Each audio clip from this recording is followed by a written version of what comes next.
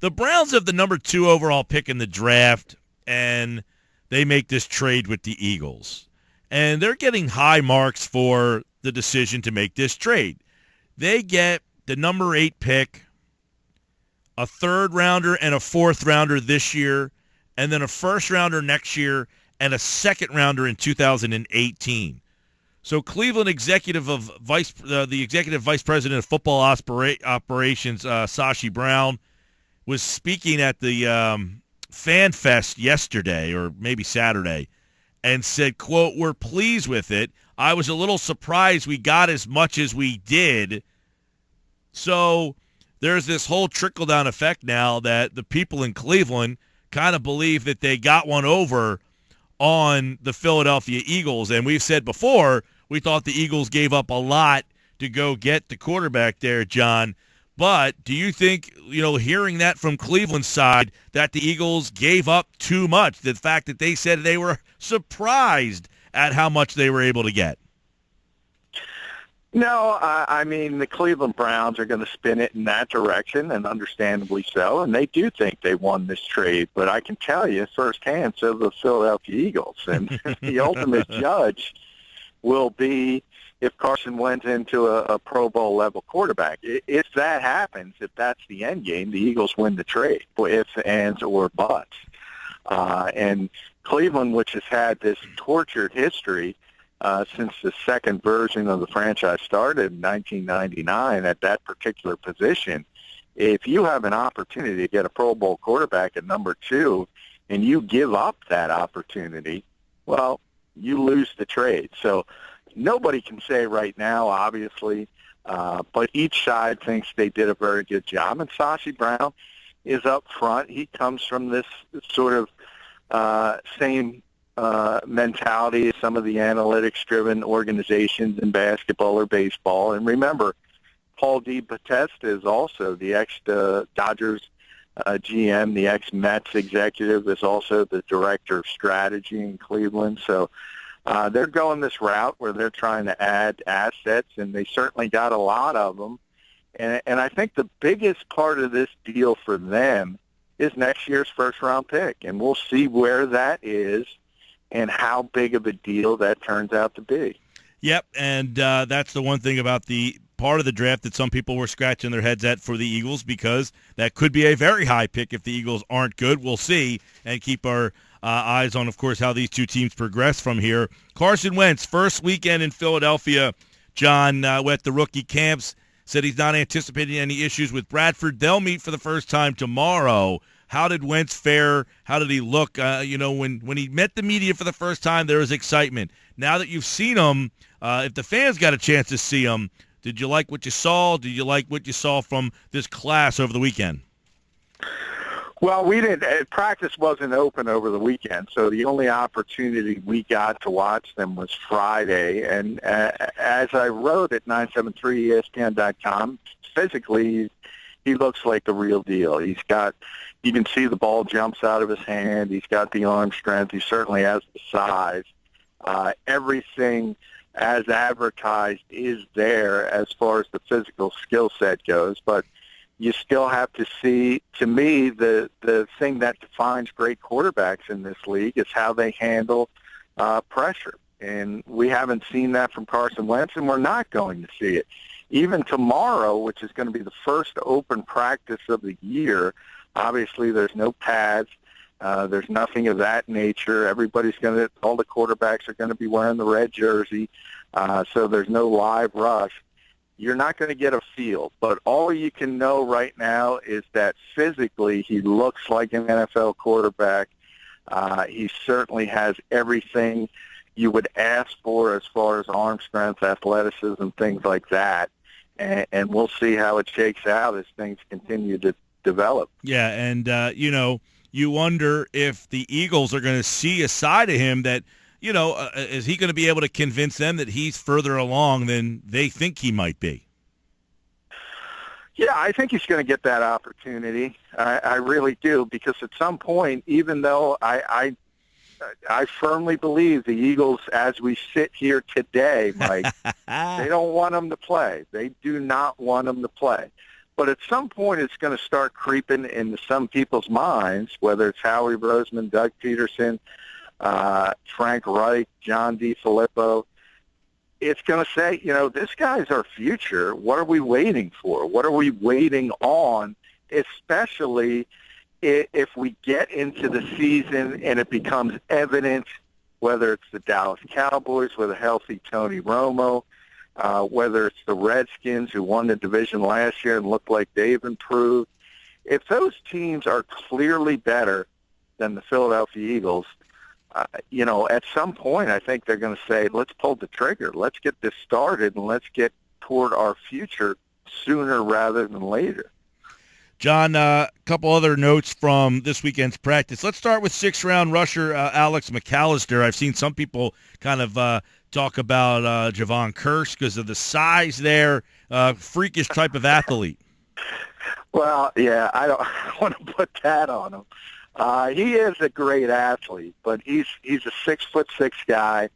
He weighs 239 pounds, and obviously Javon Kearse, his nickname was the Freak back in the day, and obviously he hit the ground running as Defensive Rookie of the Year in Tennessee, eventually came to Philadelphia. He was just a great natural pass rusher. Remember, he was a first-round pick, so there's a big difference as far as skill set goes. I think McAllister is a long-term project, and he's got a lot of nice things to build on, but until he puts some weight on his frame, and he admitted the Eagles want him up at about 255. So he's a guy who can't miss a meal, and he's got to get in the weight room, and he's got to get stronger.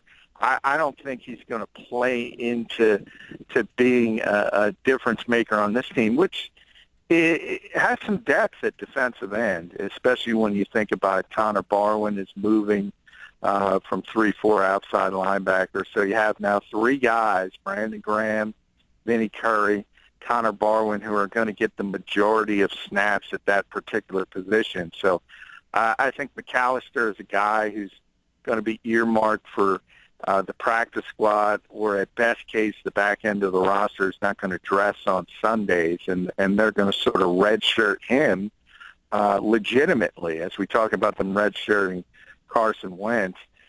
In McAllister's case, that's probably a more likely scenario. Wendell Smallwood had an interesting take over the weekend, John, about his college playbook as opposed to the pro. He said, I can learn the college one in one night. The pro one is going to take him about a month. Did you do we think that Wendell Smallwood is going to have a big impact with this team, and the fact that he plays a position that the transition's pretty good? Some of the feedback I saw over the weekend was that he's got a long way to go in pass protection.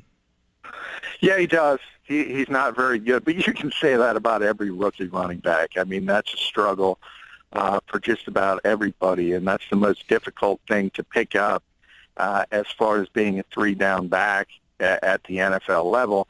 And I don't think there's any chance he could develop into that in year one as a rookie. But as far as being a natural runner, as far as being a guy who's asked to carry the football as a compliment to Ryan Matthews, I think he's going to have every opportunity to get that job, and we'll see how it develops over the summer. If he doesn't look like he's catching on, if he doesn't look like he could help, I think that's one position where the Eagles would have to look at making a trade somewhere later in the summer. There's some guys, if you think about Tennessee with DeMarco Murray going down there, and they drafted Derrick Henry, all of a sudden that means a guy like Bishop Sankey, who has some talent, has no real position on that team. So I think there's going to be some bodies available, but Smallwood is obviously going to be given the first chance. Yeah, and, with Ryan Matthews and, his injury history, and, of course, Darren Sproles with his age and just his overall lack of size, you would think that they almost are depending on Smallwood to kind of be the guy who carries the ball the most. Yeah, I'm not sure. I mean, I still think the hope is that Ryan will hold up and he'll be the guy, but you're right. I mean, his history is that it's very likely he's going to go down at certain points of the season at least. So there could be a game or two at least where Smallwood is asked to carry the football 20, 25 times, and that's obviously a lot to expect from a fifth-round pick. But we've seen it elsewhere in the league, and we talked about the devaluation of the position, and there have been guys in other cities. Thomas Rawls, for instance, in Seattle last year, taking over for Marshawn Lynch, he was undrafted, and he did a great job. Mm-hmm. So it's not like it's difficult, but it's not like it's impossible. And I do think the Eagles really like Smallwood's ability as a runner. You mentioned that third down scenario in pass protection, and you're 100% right. He's just not ready there. But the beauty of that is you have Darren Sproles, who's great at it. Right. So you don't really have to worry about it this year. Yeah, and that's a good point that either Matthews or Sproles could be the more pass-protecting guy. And then, one thing about Wendell Smallwood, and, you getting a chance to see him, his size doesn't sound like he's a big guy, but he has kind of been lobbying that, hey, I can carry the ball between the tackles. That's kind of what he did at West Virginia, even for a guy that's not that small. Is he, when you see him, small in stature? Well, he's short, so I think a lot of people translate that into a lack of size, but he's very stocky, and he looks very strong running the football. So, I do think he can hold up, and I think if you think about what he was able to do at West Virginia, how many times he handled the football, coupled with the young legs, I would lean towards him holding up better as far as the taking of the punishment than Ryan Matthews, just because we've seen his history. So I don't think that part of it is going to be that much of an issue.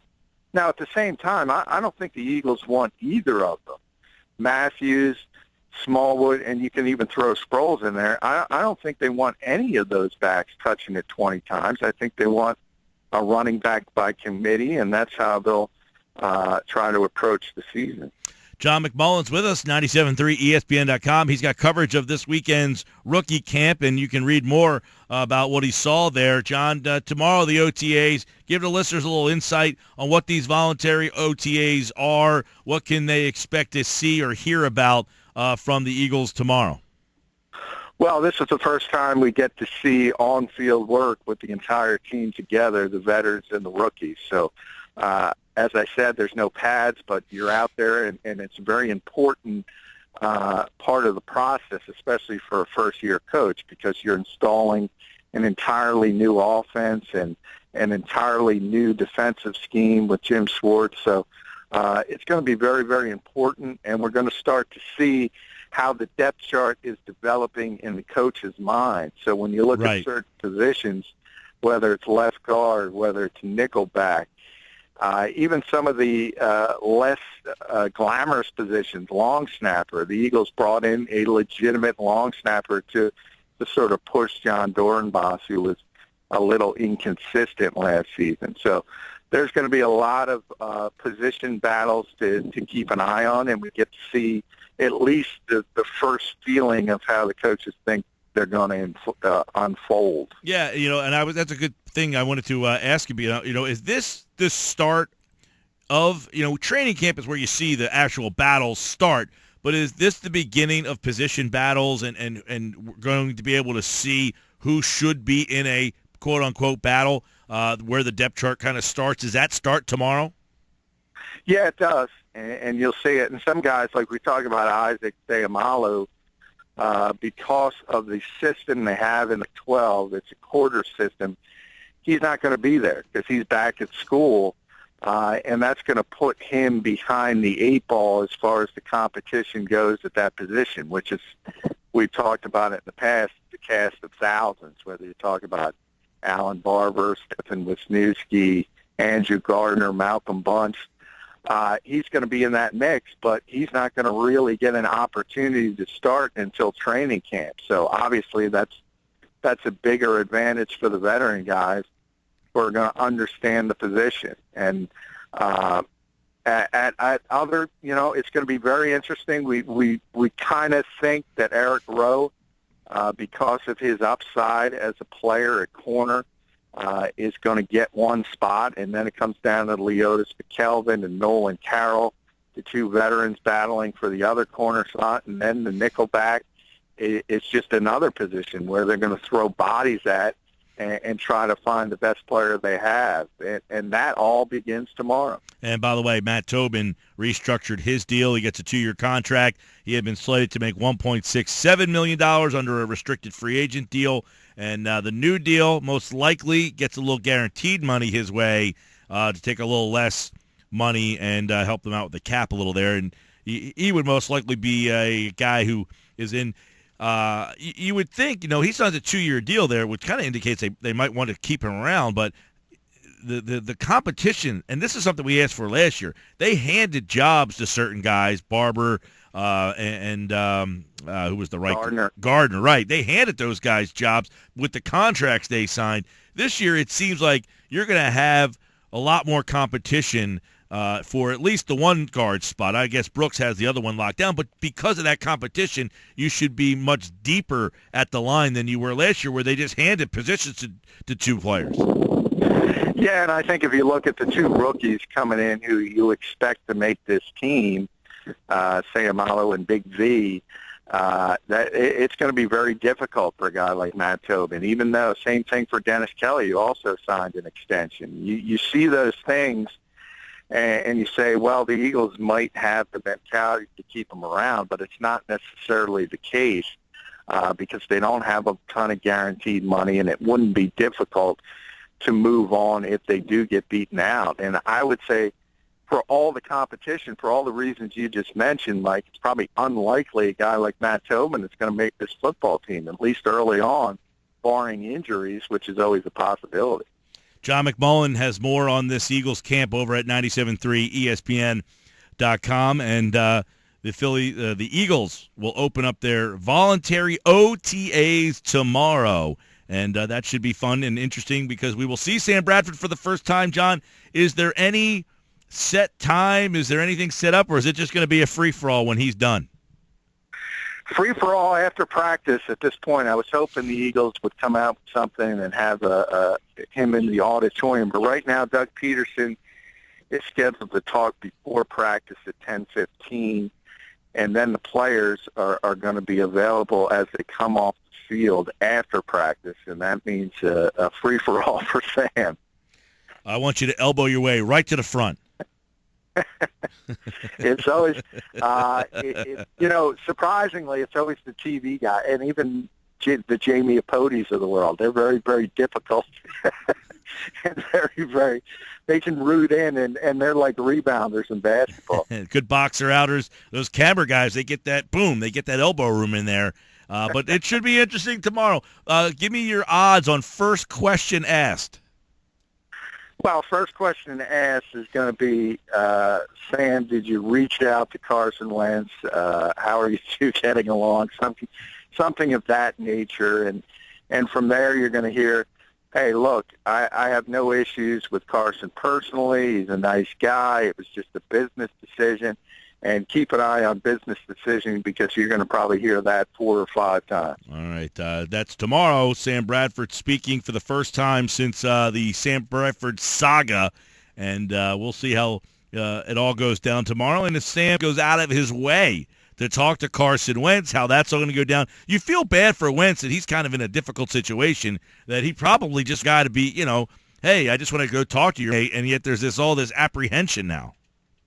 Yeah, and by the way, I think that's the way it'll shake out. I think when they get together, and Sam, they reported today, so they've probably already done that, matter of fact, and just out of the eye of the media and earshot of everyone else, they've certainly met by this point, and they probably clear. I don't think you're going to have any issues whatsoever as far as on field and as far as Sam talking to Carson and explaining some of the situations. The only problem is, as we said, this Tuesday, first day of media access is going to be a little bit awkward because of the way things shook out. But once you get past that, I think all of a sudden it turns into how long is Sam the quarterback of this team and how quickly do they morph into Carson Wentz and try to get to the future. They wanted to wait the full year, but I don't know if that's plausible. I really don't. All right, John will be there tomorrow. We'll have an update on it tomorrow right here on the Sports Bash 97.3 ESPN. Thanks, John. Hey, thanks, Mike.